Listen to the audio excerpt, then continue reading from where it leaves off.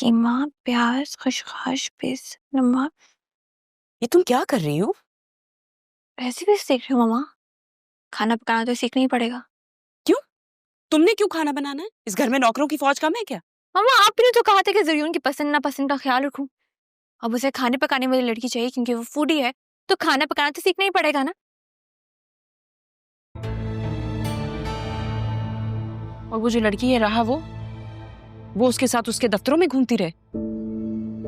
मम्मा ये ऑफिस मेरे बस की बात नहीं है। और जहां तक रही बात ज़रूर की ना, तो आप ये बात क्यों भूल जाती है कि वो हम दोनों का कजन है। हम दोनों का नहीं, सिर्फ तुम्हारा।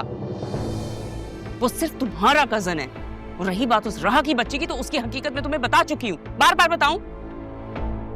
मुझे नहीं जाननी हकीकत। मैं बस ये जानती हूँ कि मुझे ऑफिस में नहीं जाना, ठीक है? तो ये काम आप राहा को करने दीजिए। अल्लाह, मैंने तुमसे बड़ी बेवकूफ लड़की कोई नहीं देखी। तुम्हारी माँ यहाँ पे बैठ के तुम्हारे लिए ख्वाब देखती है और तुम मेरे ख्वाबों को कोई इंपॉर्टेंस नहीं देती। मुझे नहीं लगता तुम मेरा कोई ख्वाब पूरा करने दोगी। और जिसे तुम अपनी बेस्ट फ्रेंड कहती हो ना, वो कोई तुम्हारी बेस्ट फ्रेंड नहीं है। इनफैक्ट वो तुम्हारी एनिमी है, दुश्मन है वो तुम्हारी। हर चीज पे उसने तुम्हारी नजर रखी हुई है, चाहे तुम्हारे लिए कोई अच्छा रिश्ता हो, चाहे तुम्हारी एजुकेशन हो या कोई और चीज हो। और तुम नहीं, तुम्हें तो कुछ समझ में आता नहीं है। बार बार आके मुझे तुम्हें ये रिमाइंड करवाना पड़ता है। क्या मतलब? आप कहना क्या चाहती हैं मम्मा? मैं तुमसे ये कहना चाहती हूँ कि ज़रून जैसा लड़का अगर अल्लाह ने हमारे घर में भेज दिया है तो हमें शुक्र अदा करना चाहिए। पढ़ा लिखा है, हैंडसम है, हर चीज है उसके पास, पैसे वाला भी है, वेल स्टेब्लिश्ड है। और सबसे बड़ी बात है कि तुम्हारा वो कजिन है। तुम्हारे लिए उसका रिश्ता परफेक्ट है। तो ज़यून भी तो खुश नसीब हुआ ना कि उसे इस घर की लड़की बीवी के तौर पर मिल रही है। इस खानदान की कौन लड़की? इस खानदान में तुम हो। तुम अपनी बात करो, और कौन लड़की है इस खानदान में? मामा आप राहा की वजह से फिक्र मत करें। मैंने पूछा था उसने मुझे खुद कहा है कि उसे ज़रूर में कोई दिलचस्पी नहीं है। मुझे सिर्फ इस बात का डर है कि जिस तरह से वो हंसते खेलते हैं ना, कि राहा ही उससे शादी ना कर ले। मम्मा आप ज़रूर के नेचर को नहीं जानती हैं। वो हर किसी से ऐसे ही बात करता है। मैं क्या करूं? हर वक्त उस पर सर्वेलेंस कैमरा लगा कर रखूं? लगा लो, इसमें क्या है? नजर नहीं रख सकती उस पे?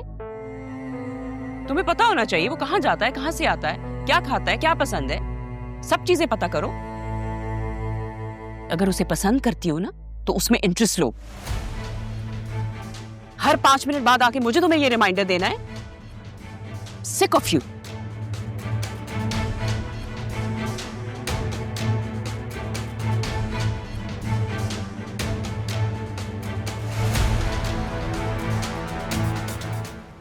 हमने वहाँ आगे से लेफ्ट लेना है ना? हाँ। वाह भाई, इतने से दिनों में इतनी अच्छी प्रैक्टिस हो गई है ना? बतूल भी उस दिन बहुत शॉक्ड हो गई थी कि मुझे कैसे इतने जल्दी रास्ते समझ में आ गए यार। कुछ ऐसा है जो समझ में ना आया हो?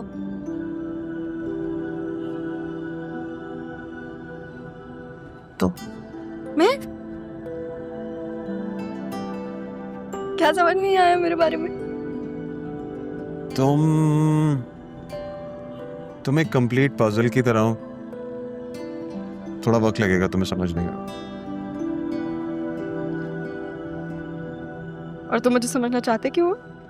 मैं जब से यहाँ आया हूँ मैंने नोटिस किया है कि तुम थोड़ी मुख्तलिफ हो। सबके बीच में रहते हुए भी थोड़ी सी अकेले हो।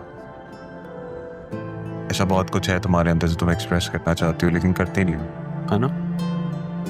और कोई ऐसा है भी जिसे तुम पसंद करते हो लेकिन तुम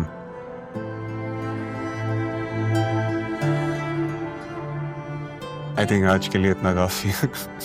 इससे ज्यादा नहीं बोलना चाहिए।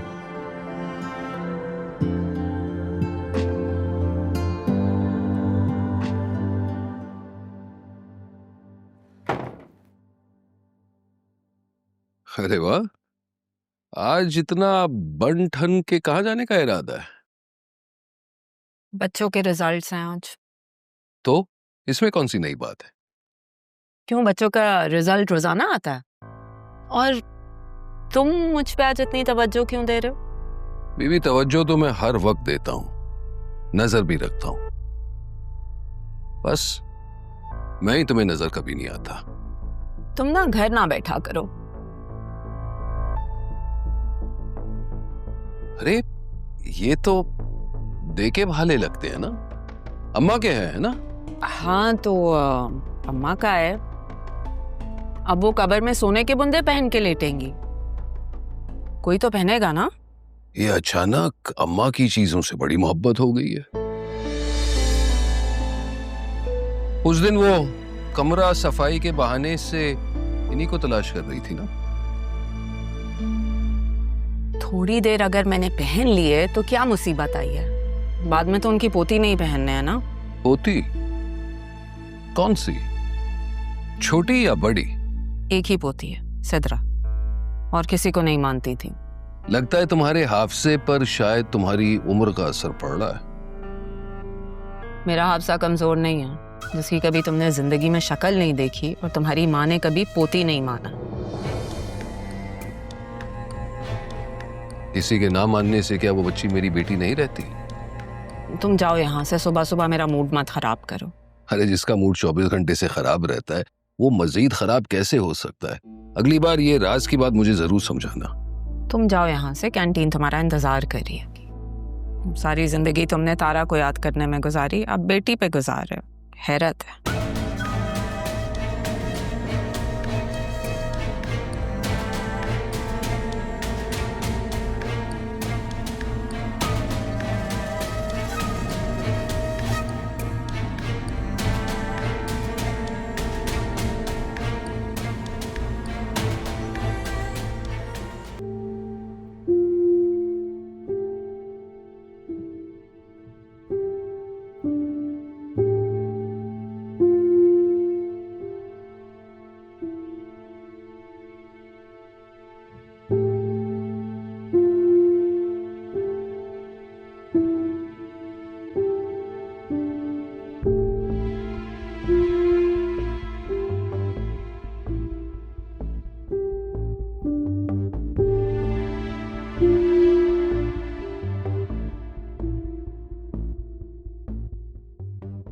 जन्नून और मेरी बात कितनी कम हुई है,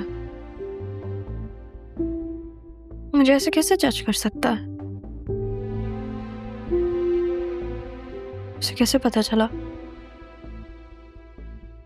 उन बातों का जो मैं बतूल से भी छुपाती हूँ?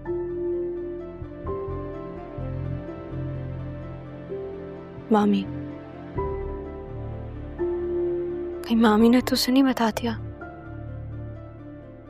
इसलिए वो आज अरमान की बात भी छेड़ रही थी। अरमान से याद आया, पहुंच गया होगा वो।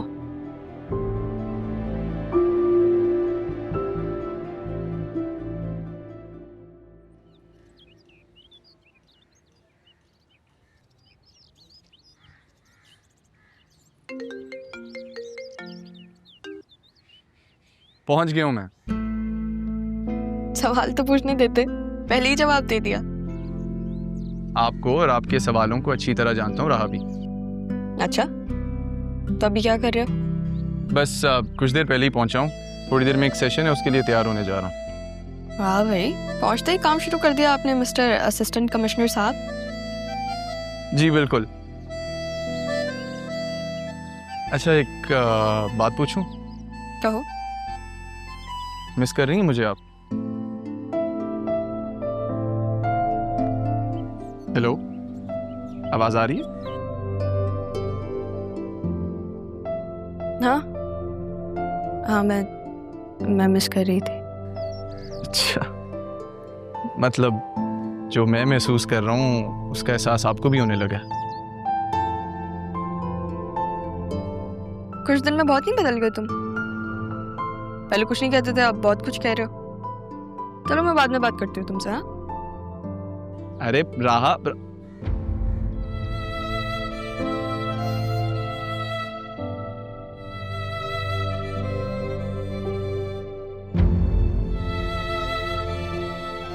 काश ये वक्त जल्द आ जाए जब मैं सबके सामने तुम्हें अपना कह सकूं।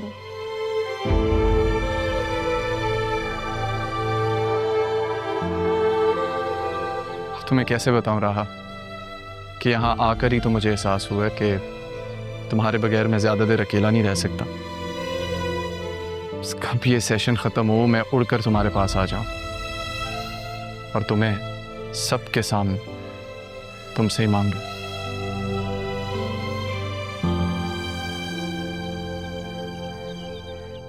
भाई मैं तो शॉक हो गई जब तुम्हारी कॉल आई। तुमने कहा बस 15 मिनट में आ रही हूँ और आ गई। एटलीस्ट बता तो देती, थोड़ी मोहलत देती, कुछ खाना वाना तैयार करवाती, कुछ अच्छी दावत होती तुम्हारी। अरे परेशान क्यों होती हो मेरी जान, वो भी हो जाएंगी। अभी मैं कुछ अर्सा पाकिस्तान में ही हूँ, होती रहेंगी दावतें भी। बहुत अच्छा किया है जो तुम पाकिस्तान आ गई हो। वैसे रूबी, कॉलेज के दिन बड़े याद आते हैं यार। It's been 20 years. बिल्कुल। और वो बंक लगाना, क्या शरारतें थी, क्या मस्तियां करते थे हम, वाकई बहुत याद आती है। Seriously.